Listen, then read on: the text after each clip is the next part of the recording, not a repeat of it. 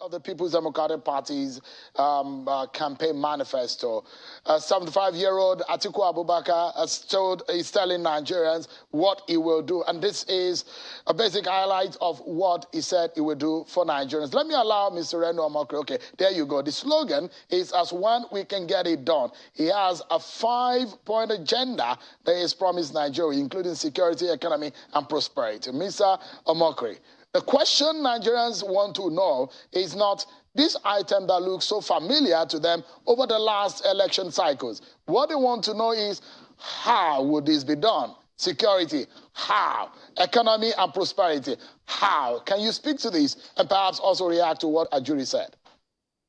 Well, I didn't hear what Ajuri said. I think your engineers they blanked me out, so I didn't hear what he said.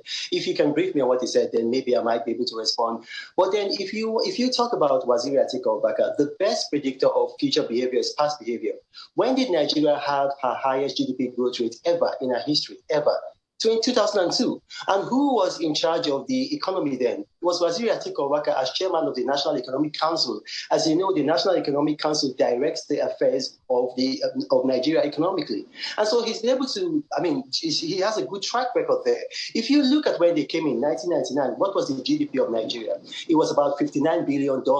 By the time they left in 2007, what was the GDP? It had risen to about $270 billion. That means it be multiplied by 5.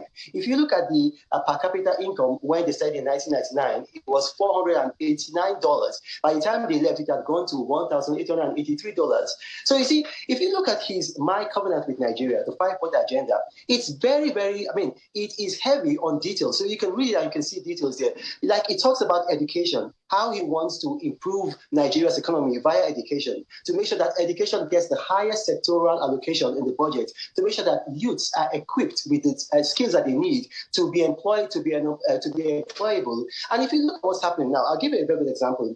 Last year, 2021, the British High Commission gave out 9,065 student visas. This year, they gave out how many? Almost 66,000 student visas. Why? Because there was the ASU strike. And because of the ASU strike, a lot of parents wanted to send their children abroad. Now, traditionally, Nigerians want to go to the United Kingdom, the United States, Canada, the European Union, and then Ghana.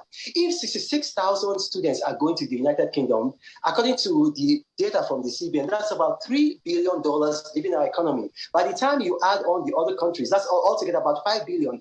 Our Naira cannot be stable if we depend on other countries to provide healthcare and then to also feed us. And that's what he's addressed in his My Covenant with Nigeria, that education is going to receive the highest sectoral allocation so that ASU will be proactively funded. The university system will be proactively funded so that under a Waziri Atiku Abubakar presidency, there can never be an ASU strike. Now, if you look at what he said about the economy, he said that he wants the economy to be private sector driven. So the public sector will just stay within their core mandate, which is policy formulation and policy implementation.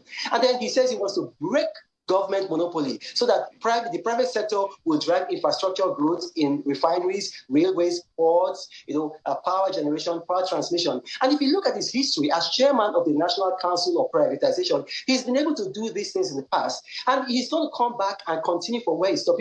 Henry Ford did say that you cannot have a reputation based on what you want to do.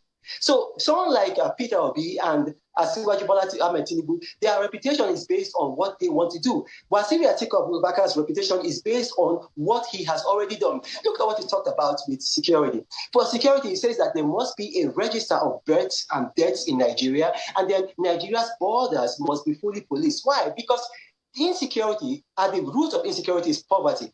Now, if you want to address poverty as a government, you have to have social security. That means that people can be poor in Nigeria, but they cannot be poor. Reno, just give me a moment. Give me a moment because